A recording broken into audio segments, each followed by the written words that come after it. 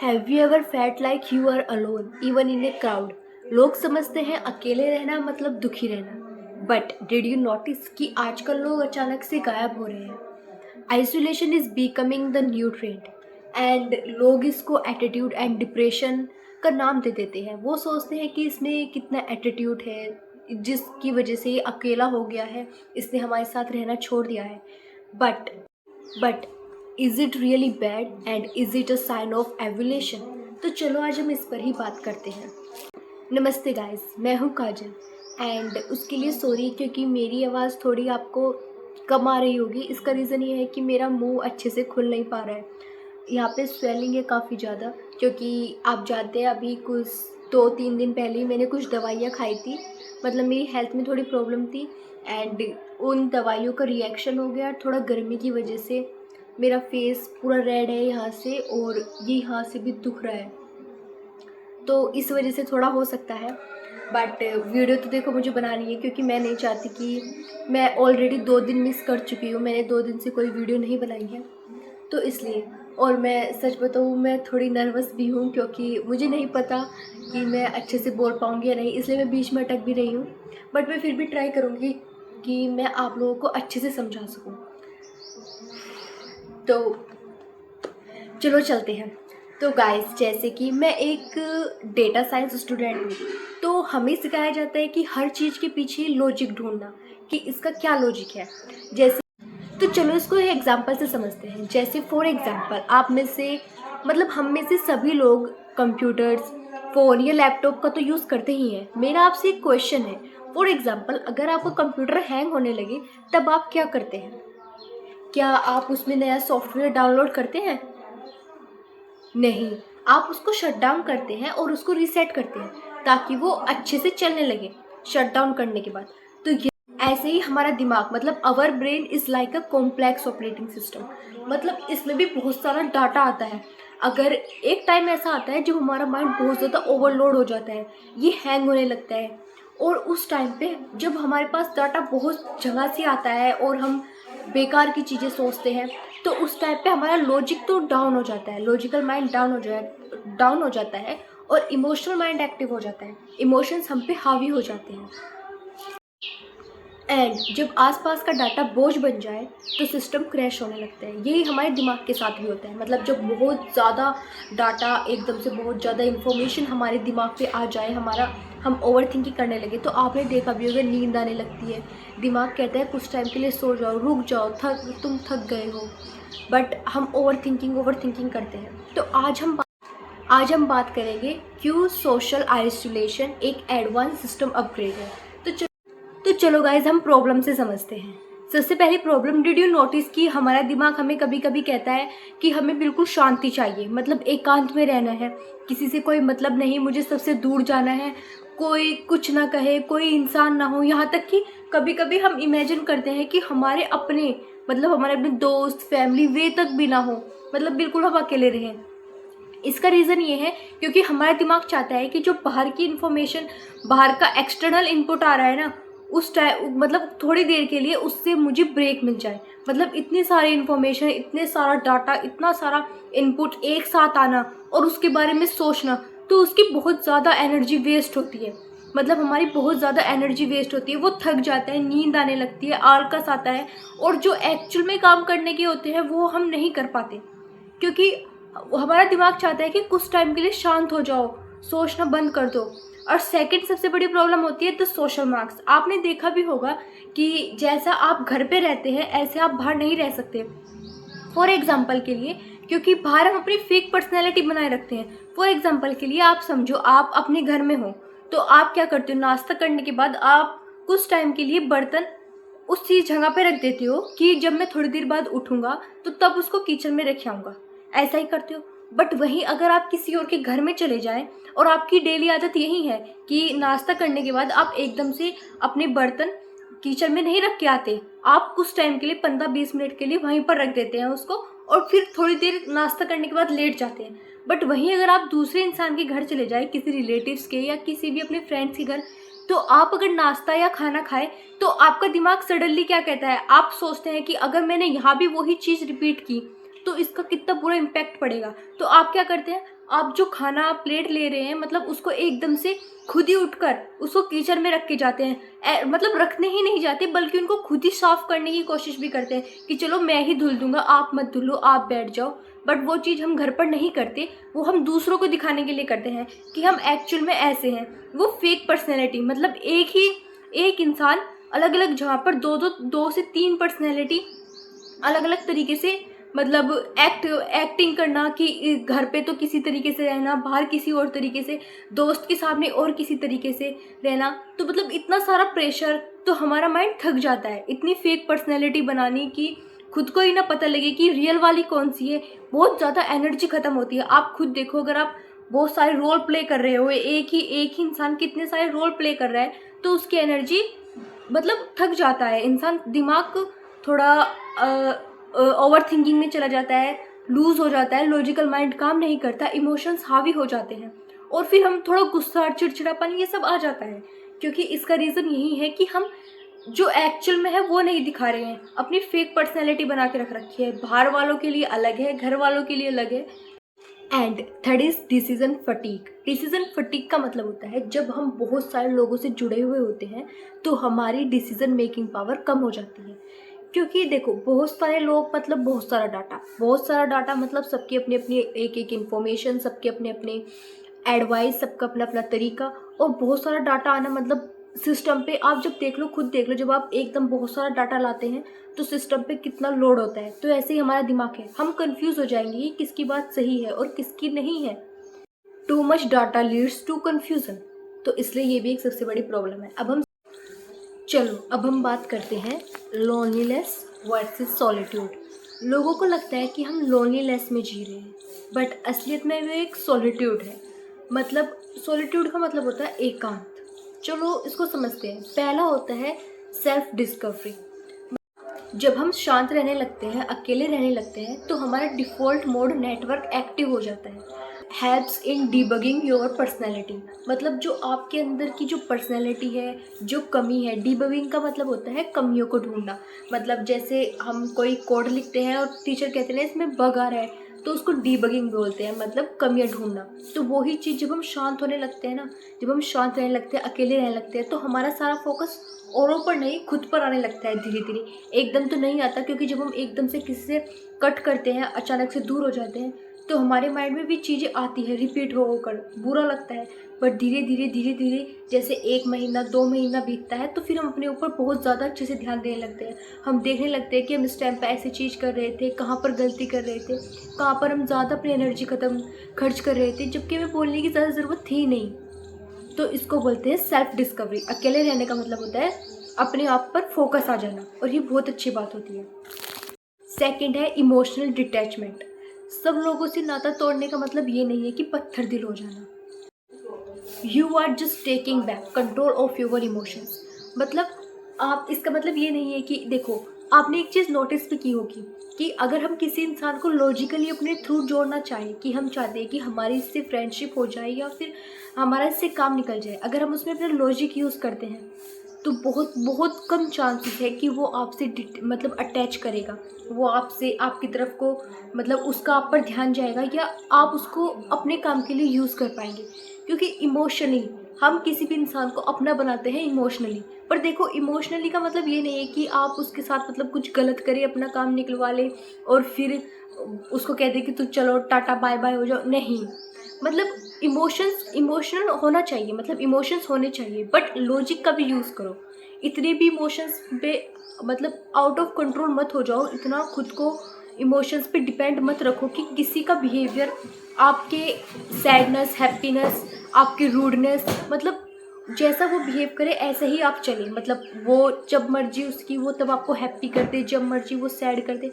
तो इमोशंस हो, but logic का ज़रूर यूज़ करो। तो थोड़ा इमोशन से हटकर लॉजिकली भी सोचा करो। तो इमोशनल होना गलत नहीं है, बट लॉजिकली सोचना बहुत अच्छी बात है। तो इमोशनल डिटैचमेंट भी होती है। जब हम अकेले रहने लगते हैं ना, तो हम देख पाते हैं कि हम कहाँ पर ज़्यादा अवेलेबल थे और कहाँ पर कम होना चाहिए था। आई होप कि आप लोग मेरी बात समझ पा रहे होंगे। Third is high performance. Silence is the flu for deep work. आप लोग देखो, बड़े बड़े थिंकर भी मतलब बड़े बड़े थिंकर भी अकेले रहना पसंद करते हैं, उनको भी शांति एकांत चाहिए होता है। तो ये कोई बड़ी बात नहीं है। कोई आपको कहे कि आप तो मुझसे एकदम से चुप ही हो गए, तो वो आप अपने लिए हुए हैं। अब आप इंसान हैं, आप कोई रोबोट तो है नहीं कि आपके अंदर फीलिंग्स नहीं है, इमोशंस नहीं है, आप 24/7 अवेलेबल रह सकते हैं। नहीं, एक टाइम पर रोबोट भी आपने देखा होगा कि रुक जाता है काम कर, उसकी भी बैटरी ख़त्म हो जाती है। तो आप तो इंसान है, आपको अपने ऊपर ज़रूर ध्यान देना चाहिए। लोगों से इतना कनेक्ट मत हो कि उनकी मतलब उनकी प्रॉब्लम सॉल्व करने में लगे रह जाओ, अपने बारे में सोचो ही मत। तो अपने बारे में ज़रूर सोचो। अगर आप थोड़े देर के लिए शांत रहना चाहते हैं, लोग इसको एटीट्यूड और ऐसा समझ रहे हैं कि आप घमंडी एटीट्यूड वाले हैं, किसी से बात नहीं करते, तो वो उनको सोचने दो, वो उनकी प्रॉब्लम है, आपकी नहीं है। क्योंकि आप अपने लिए बहुत इंपॉर्टेंट हो, याद रखना। और रियलिटी ये है कि जब आप मरेंगे, ये रियलिटी है, तो याद रखना आप अपने साथ आप ही रहेंगे, कोई नहीं होगा उस टाइम पे। भले ही आपका कोई कितना ही अपना हो, बट आप ही रहेंगे उस टाइम पे। कोई भी नहीं होगा, यहाँ तक कि आपकी मोम, आपके फादर, आपके फ्रेंड्स भी नहीं होंगे, आपकी बॉडी और आप खुद। तो अगर आप अभी से अपनी बॉडी को, अपने माइंड को बेकार कर लेंगे और ये सोचेंगे कि मैं इनके लिए कर दूँ एंड जब मुझे ज़रूरत होगी ये मेरे साथ आ जाएंगे, नहीं। आपके पास कोई गारंटी नहीं है कि वो आपके साथ आएंगे। आपके पास 0.1% की भी गारंटी नहीं है कि जब आप प्रॉब्लम में होंगे तो वो आपके साथ ज़रूर आके खड़े होंगे। तो इसलिए खुद पर देना, मतलब खुद पर ध्यान देना बहुत ज़्यादा ज़रूरी है। वर्कआउट करें, माइंड थोड़ी देर शांत रहे, खुद पर फोकस करें। अब हम चलते हैं सोल्यूशन की तरफ। सोल्यूशन है, अगर आप सबसे दूर होकर खुद पर फोकस करना चाहते हैं तो आप इसे डाटा ड्राइविंग की तरह कर सकते हैं। तो पहला सोल्यूशन है, first is selective availability. Don't be free service for everyone. 24/7 ज़रूरी नहीं है कि किसी के लिए 24/7 ही अवेलेबल रहना। दूर हो जाइए, जो ज़रूरी है, मतलब जो लोग आपकी लाइफ में बहुत इंपॉर्टेंट है, जैसे आपकी फैमिली या फ्रेंड्स।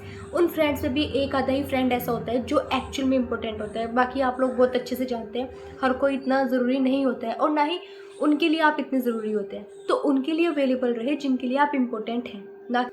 सेकंड है इन्फॉर्मेशन डाइट। अगले 21 डेज़ के लिए सोशल मीडिया से बिल्कुल ऑफ हो जाएं और अपने माइंड में नए नए थॉट्स आने दें। देखिए कि आपका दिमाग क्या क्या सोच सकता है, कितने बड़े थॉट्स वे सोच सकता है। आप जब सोशल मीडिया को देखते हैं, बस आप वही सोचते रहते हैं। तो इससे थोड़े ज़्यादा नहीं, 21 डेज़ के लिए ऑफ होकर देखिए और देखिए कि आपके दिमाग क्या क्या प्रोसेस करता है, आपके अंदर क्या क्या कमी थी, आपका दिमाग आपको क्या क्या चीज़ दिखाता है, आपकी बॉडी किस तरीके से रिएक्ट करती है। जब कोई एक चीज़ रिप्लेस होती है तो उसकी जगह दूसरी चीज़ आती है। ये रूल होता है कि हम किसी भी चीज़ को, आप जानते हैं, हम एनर्जी को नष्ट नहीं कर सकते, बल्कि उसके मतलब उसको बदल सकते हैं किसी चीज़ में।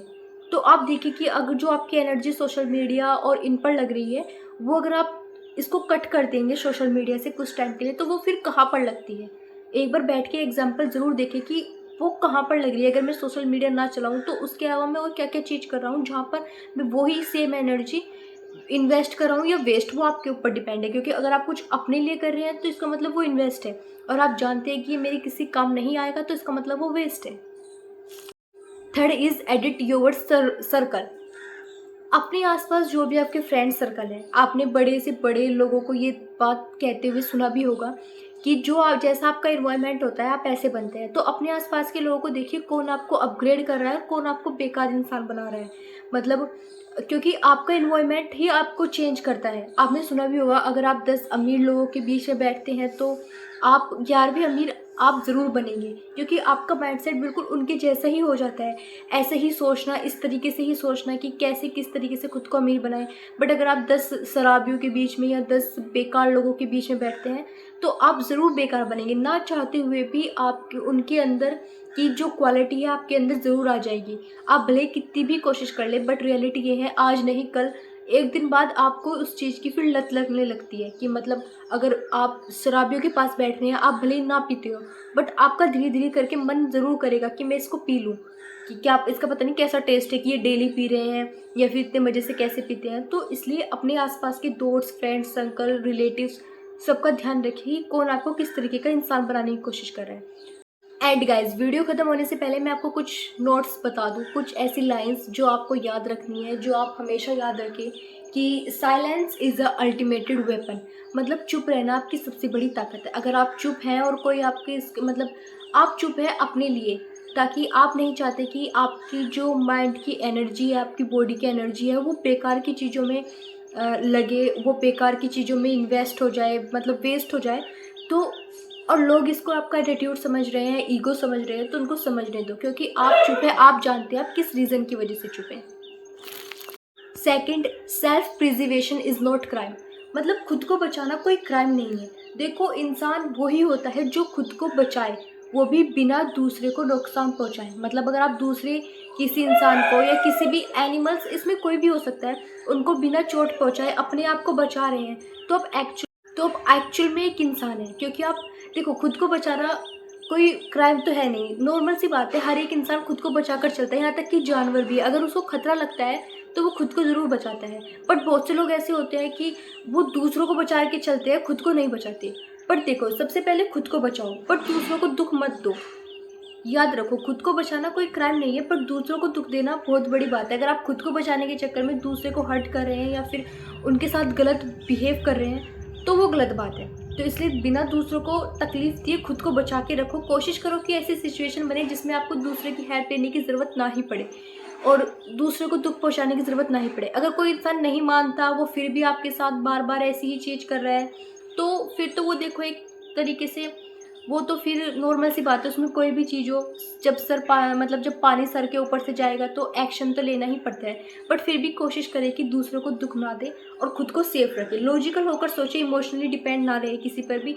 मैं आपको फिर से कह रही हूँ, लॉजिकल ही सोचे, इमोशनली डिपेंड ना रहे। इमोशंस जिस इंसान पे दिखाने हैं उस पर दिखाए, बट थोड़ा लॉजिकल होकर सोचे, क्योंकि इमोशंस में आकर चीज़ें, इंसान वो चीज़ नहीं देख पाता जो एक्चुअल में हो रही होती है, जो जो उसको लगता है। क्योंकि आपने कभी देखा होगा कि आपके अंदर से कभी कभी आवाज़ आती है कि ये चीज़ गलत है, बट फिर भी आप इमोशंस में आकर उस पर ट्रस्ट कर लेते हैं कि नहीं, वो मेरे साथ ऐसा नहीं करेगा या नहीं करेगी, जो भी बात है, या फिर फैमिली ऐसा नहीं कर सकती। बट थोड़ा लॉजिकल होकर भी सोचें। And third is upgrade your version before you come back. तो अपने आप को, मतलब किसी भी कम बैक करने से पहले अपने आप को बहुत अच्छे से बदल ले, ताकि लोग आपको ये कहें कि तुम इतना कैसे बदल गई हो। तो ठीक है गाइज, आई नो कि तो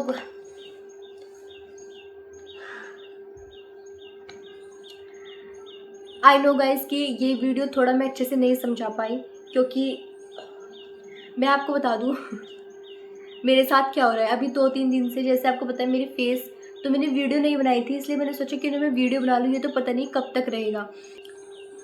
एंड आई होप गाइज ये वीडियो आपको अच्छी लगी। अगर अच्छी लगे तो लाइक, शेयर, सब्सक्राइब ज़रूर करें। एंड गाइज प्लीज़ अपना ध्यान रखें, क्योंकि मैं नहीं चाहती जो मेरे साथ हुआ है वो आपके साथ भी हो, क्योंकि ये दवाई का रिएक्शन तो है, बट साथ में ये गर्मी की वजह से भी हुआ है। एंड आई नो कि ये वीडियो थोड़ी इतनी अच्छे से नहीं समझा पाई, क्योंकि एक तो मेरी आवाज़ नहीं निकल रही है, यहाँ पे भी बहुत ज़्यादा स्वेलिंग है, और ऐसा नहीं कि बस मेरे फेस पर है। अभी 2-3 दिन पहले तो मेरा फेस ऐसा रहा, पपीते जैसा फूल कर इतना मोटा हो गया था। तब तो मैं खाना भी अच्छे से नहीं खा पा रही थी, ऐसा हो गया था बिल्कुल। तो मैं नहीं चाहती, अपना ध्यान रखिए, पानी जितना हो सकता है उतना पिए। और मैं कोशिश करूँगी कि इस पर मैं एक और वीडियो बनाऊँ, ताकि मैं इसको बहुत अच्छे से समझा पाऊँ। बट मुझे ऐसा लग रहा था कि मैं 2 दिन से कुछ नहीं कर पा रही थी, जिसकी वजह से मेरा दिमाग बहुत ज़्यादा टेंशन भी नहीं कह सकती आप, मतलब। एंड मैं इस यूट्यूब चैनल पर पिछले 2 से ढाई महीने हो गए हैं रेगुलर कंटेंट अपलोड करती हूँ, रेगुलर वीडियो बनाती हूँ। और आपने, मतलब आप लोग फील कर सकते हैं जो चीज़ आप एक्चुअल में बनना चाहते हैं, अपनी लाइफ बदलना चाहते हैं, और आपको कोई भी चीज़, किसी को कंप्यूटर में इतना, मतलब इतना लगाव होता है, किसी को किसी भी चीज़ से, किसी भी फील्ड में सबके अपनी अपनी एक पसंद की चीज़ होती है। जब हम वो करते हैं और बीच में वो छूट जाए, भले ही 1 दिन या 2 दिन किसी रीज़न की वजह से, और वो छूट जाए, वो हम ना कर पाए, तो अंदर से बहुत अजीब सी फीलिंग आती है कि मतलब ये स्टार्ट ही क्यों किया था, जब तुम्हें बीच में ऐसे रोकना ही था। तो वही चीज़ मेरे अंदर अभी 2 दिन से आ रही थी, इसलिए मैंने सोचा कि मैं ज़्यादा बड़ा कोई टॉपिक ना लेकर एक छोटे से टॉपिक पर ही बना देती हूँ। एटलीस्ट ये तो हो जाएगा कि हाँ, मैंने मतलब अपनी कंसंट्रेसी छोड़ी नहीं और बनाई। अभी मैं, मतलब थोड़ी ज़्यादा, मतलब मैं अभी इन दिनों थोड़ी सी परेशान चल रही हूँ, क्योंकि बस हालत ऐसी हो रही है। क्योंकि मैंने ऐसा सोच रखा है कि मैं डेली वीडियो बनाऊँ और अच्छी बनाऊँ, हर दिन बेहतर करूँ। और 2 दिन ऐसे हो गए थे कि जिसमें मैं वीडियो नहीं बना पा रही थी। ये प्रॉब्लम किसी के भी साथ हो सकती है, तो इसलिए मैं चाह रही थी कि मैं थोड़ी बनाऊँ, क्योंकि मुझे नहीं पता ये कब तक ठीक होगी। हो सकता है अभी इसको 1 हफ़्ता और लग जाए, तो चीज़ें गड़बड़ आ सकती है। इसलिए धीरे-धीरे मैं कोशिश कर रही हूँ। अगर ऐसा भी नहीं है कि मेरे फेस पर, ये देखो मेरे हाथ पर भी है, मेरी उँगलियाँ भी सूज चुकी है, ये वाली बहुत ज़्यादा मोटी हो रही है। और इनमें इतनी ज़्यादा ईचिंग, इतनी ज़्यादा खुजली आती है ना, बहुत बुरा हाल है बस। तो इसलिए प्लीज़ गाइस, अपने पानी का और धूप में बिल्कुल ना निकलें, अपना ध्यान रखें, हेल्दी रहें, क्योंकि आपकी बॉडी आपके लिए बहुत ज़्यादा ज़रूरी है और इसका कोई भी नहीं करेगा, आप ही करेंगे। जो रियलिटी है वो है, क्योंकि आप ये सोचें कि अगर ये ख़राब हो गई तो कोई आपके आकर हेल्प करेगा या फिर इसकी साफ़ सफाई करेगा, नहीं, आपको ही करनी पड़ेगी, क्योंकि कोई नहीं करता है। एक टाइम तक कर सकता है, बट एक ना एक दिन वो आपको यही कह देगा कि अपना शरीर का ध्यान आपने खुद क्यों नहीं रखा। तो इसका ध्यान रखें, पानी जितना हो सके उतना पिए। मेरी तरह तो गलती बिल्कुल ना करें, गर्मी में धूप में बिल्कुल ना जाए, क्योंकि मैं एग्ज़ाम की वजह से भी और थोड़ी मतलब शादी की वजह से और थोड़ा कुछ काम था जिसकी वजह से मैं धूप में घूमी। तो ये गर्मी की वजह से रिएक्शन है और थोड़ा दवाई का रिएक्शन, मतलब दोनों ने गर्मी बहुत ज़्यादा कर दी। तो अब ये उसकी, आप जानते हैं जब कोई करामात कांड करते हैं तो उसका फल भी मिलता है, तो ये मिल रहा है मेरे को। और अब तो मेरी आवाज़ निकल भी रही है, 2 दिन पहले तो मेरी आवाज़ भी नहीं निकल रही थी। तो आई होप गाइज़ वीडियो आपको अच्छी लगी, तो प्लीज़ अपना ध्यान ज़रूर रखें। मैं आपको मिलूँगी नेक्स्ट वीडियो में। Bye bye guys.